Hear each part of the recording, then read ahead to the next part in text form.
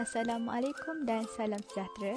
Kami daripada kumpulan 4 akan membentangkan penghasilan artikel kami yang bertajuk Kepuasan dan Prestasi Akademik dalam Pembelajaran Terbuka dan Jarak Jauh ODL terhadap pelajar universiti. Pembelajaran merupakan keperluan penting kepada manusia dalam memacu kemajuan dan peningkatan taraf hidup. Pembelajaran terbahagi kepada formal dan juga tidak formal. Formal ialah pembelajaran yang dilakukan dalam bilik darjah, manakala bukan formal dilakukan di luar bilik darjah. Dalam arti kata mudah, pembelajaran tidak formal adalah apa-apa perkara yang dipelajari tanpa diajar secara terus. Mungkin seseorang itu belajar daripada penglihatan, pendengaran ataupun pengalaman. Berbeza pada kali ini, kita telah diserang oleh satu bencana yang tak bila akan berakhirnya, iaitu pandemik COVID-19. Pandemik ini bagaikan membawa titik noktah kepada semua aktiviti harian manusia. Sektor pendidikan juga tidak terkecuali daripada terkena tempias musibah ini. Seperti yang diketahui umum, pandemik ini telah meragut banyak nyawa dan ia mudah merebak. Maka institusi pengajian terpaksa ditutup bagi mengelakkan situasi bertambah buruk.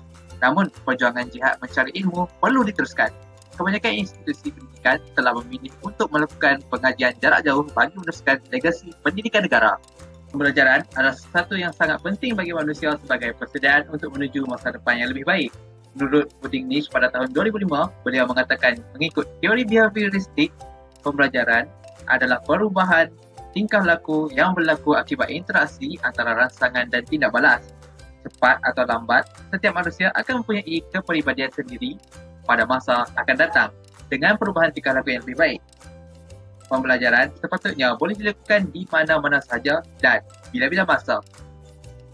Pau pada tahun 2020 mengatakan bahawa antara masalah yang dihadapi oleh pelajar untuk pembelajaran atas talian adalah seperti disiplin diri, kesesuaian bahan pengajaran dan masalah internet. Menurut Teko dan Richardson pada tahun 2015, pelajar yang pertama kali belajar melalui atas talian, mereka akan merasa keseorangan dan tidak seperti hari biasa kerana keadaan sosial yang berlainan. Ini juga berlaku kerana tidak biasa dengan situasi sebenar pembelajaran atas talian.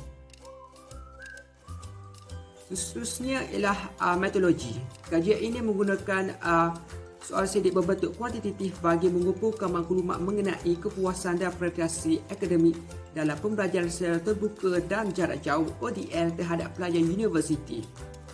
Satu set soal sedik telah diedarkan secara rawak menggunakan media sosial seperti WhatsApp bagi tujuan pengumpulan data dan borang soal sedik telah dibangunkan menggunakan Google Form. Instrumen kajian telah dibuat berdasarkan kedua objektif utama. Kajian ini menggunakan skala Likert yang berbeza iaitu sangat tidak setuju untuk 1, tidak setuju untuk 2, kurang setuju untuk 3, setuju untuk 4 dan sangat setuju untuk 5. Soal sedik ini dibangunkan terdiri daripada 3 bahagian iaitu bahagian A mengandungi data demografi responden, bahagian B mengkaji kepuasan pelajar dalam pembelajaran secara ODL dan bahagian C iaitu prestasi akademik pelajar dalam pembelajaran terbuka dan jarak jauh ODL. Sampel kajian diambil terdiri daripada pelajar institusi pendidikan tinggi awal dan swasta IPTA dan IPTS termasuklah pelajar daripada Polimas dan IPG. Saya Nurul Inani binti Cik Ismail bernombor matrik A175593 akan membentangkan dapatan kajian kami melalui soal selidik di Google Form. Dapatan kajian dalam aspek latar belakang responden meliputi 3 aspek utama iaitu jantinah, lingkungan umur dan tahap pendidikan. Setiap aspek ini diambil kira sebagai kayu ukur dalam membuat analisis bersesuaian dengan responden yang diberikan. Borang kaji selidik adalah terdiri daripada golongan pelajar yang terlibat secara langsung dengan ODL. Berdasarkan darjah 1, responden kajian ini adalah seramai 82 orang iaitu 100% pelajar universiti. 25 orang atau 30.5% daripada responden tersebut merupakan pelajar perempuan, manakala 57 orang 69.5% merupakan pelajar lelaki. Kesemua responden diberikan borang soal selidik secara serentak dan menjawab berdasarkan pengalaman mereka dengan ODL secara langsung. Analisis demografi ini turut diperkuatkan dengan analisis mengikut pecahan umur responden berdasarkan Raja 2. Dapatan kajian yang kedua ialah Raja 2 menunjukkan peratusan responden mengikut lingkungan umur dalam 82 responden kajian. Berdasarkan data yang diperolehi, 44 orang atau 53.7% daripada responden berumur dalam lingkungan 18 hingga 21 tahun, manakala 36 iaitu 43.9% berumur dalam lingkungan 22 hingga 25 tahun. Purata umur ini meliputi umur yang sekata kerana kesemua responden terdiri daripada pelajar diploma yang berumur 18 hingga 21 tahun, manakala pelajar ijazah sarjana muda terdiri daripada responden yang berumur antara 22 hingga 25 tahun.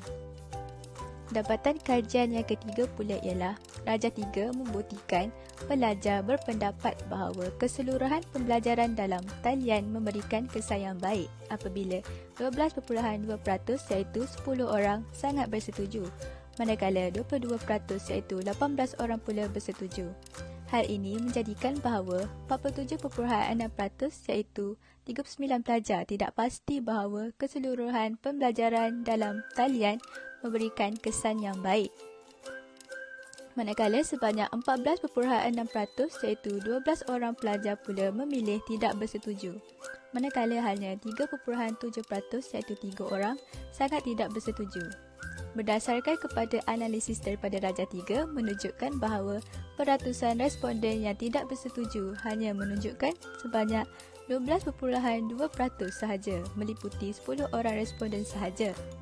Maka, dapat dibuktikan bahawa keseluruhan pembelajaran dalam talian memberikan kesan yang baik adalah tidak pasti berdasarkan kepada maklum balas responden. Dapatan kajian yang keempat pula menunjukkan berdasarkan maklum balas responden terhadap setujukah bahawa peningkatan kecemerlangan akademik dapat dicapai melalui pembelajaran atas talian, maka seterusnya responden kurang bersetuju terhadap persoalan tersebut. Raja 4 menunjukkan bahawa peratusan responden yang sangat bersetuju sebanyak 15.9% iaitu 13 orang dan 19.5% iaitu 16 orang pula bersetuju dengan persoalan yang dikemukakan. Hal ini menunjukkan bahawa responden yang terdiri daripada para pelajar kurang bersetuju bahawa peningkatan kecemerlangan akademik dapat dicapai melalui pembelajaran atas talian. Ini berbeza dengan maklum balas secara tidak setuju hanya sebanyak 14.6% iaitu 12 orang dan hanya 13.4% iaitu 11 orang sahaja yang sangat tidak bersetuju dengan persoalan ini. Namun begitu, berdasarkan kepada Raja 5 menunjukkan bahawa peratusan responden yang bersetuju, pembelajaran secara atas talian adalah lebih efektif dan berkesan berbanding pengajaran dan pembelajaran secara konvensional hanya menunjukkan sebanyak 13.4% sahaja meliputi 11 orang responden. Maka dapat dibuktikan bahawa pembelajaran secara atas talian adalah tidak efektif dan tidak berkesan berbanding pengajaran dan pembelajaran secara konvensional, yang menunjukkan bahawa 20.7% iaitu 17 orang sangat tidak setuju dan 25.6% iaitu 21 orang tidak bersetuju bahawa pembelajaran secara atas talian adalah lebih efektif dan berkesan berbanding pengajaran dan pembelajaran secara konvensional. Peratusan ini menunjukkan bahawa responden yang terdiri daripada kalangan pelajar tidak bersetuju pembelajaran secara atas talian adalah lebih efektif dan berkesan berbanding pengajaran dan pembelajaran secara konvensional. Walaupun peratusannya memberi respon untuk kurang bersetuju sebanyak 23.2% iaitu sebanyak 19 orang. Assalamualaikum dan salam sejahtera. Nama saya Muhammad Wafi dan saya akan membentangkan berkenaan hasil perbincangan mengenai kepuasan pelajar dalam pembelajaran secara atas talian. Hasil kajian kami menunjukkan responden kurang bersetuju mengenai sesi pembelajaran tidak ditangguhkan. Hal ini kerana tugasan yang diberikan kepada pelajar terlalu banyak disebabkan pembelajaran atas talian. Pelajar lebih mengutamakan tugasan berbanding pelajaran mereka. Pelajar juga sanggup berjaga malam demi menyiapkan tugasan sehinggakan tidak menghadiri kelas pada keesokan harinya akibat kepenatan. Selain itu, portal pembelajaran dalam talian tidak memberikan kepuasan kepada pelajar. Terdapat sebahagian pelajar yang mengalami masalah dalam mendapatkan akses beberapa perisian. Hal ini kerana terdapat perisian yang hanya boleh diakses di dalam kampus secara percuma. Pembelajaran atas talian menyebabkan ramai pelajar sukar untuk mengakses perisian tersebut dari rumah mereka. Seterusnya, hasil perbincangan mengenai prestasi akademik pelajar dalam pembelajaran terbuka dan jarak jauh. Hasil kajian kami mendapati bahawa pembelajaran atas talian tidak membantu pelajar meningkatkan kemahiran literasi dan numerik. Hal ini kerana terdapat mata pelajaran yang sukar untuk difahami sewaktu pembelajaran secara atas talian. Di samping itu, pembelajaran secara atas talian menyebabkan pelajar mudah hilang fokus. Hal ini kerana persekitaran rumah bukanlah tempat yang terbaik untuk belajar kerana terdapat banyak gangguan seperti bunyi, bising dan lain-lain. Akhir sekali, pembelajaran jarak jauh tidak efektif berbanding pembelajaran konvensional. Kebanyakan pelajar tidak mempunyai capaian internet yang baik lalu menjejaskan pembelajaran mereka. Pelajar juga akan merasa beban apabila mereka terpaksa mengeluarkan duit untuk membeli data internet bagi membolehkan mereka menghadiri kelas dan mengambil peperiksaan. Kesimpulannya, pembelajaran terbuka dan jarak jauh ODL bukanlah satu perkara yang baru kepada pelajar dan juga pensyarah universiti. Bagi pelajar universiti, inilah masanya untuk mengasah kemahiran pembelajaran sepanjang hayat supaya bersedia untuk menempuhi alam pekerjaan.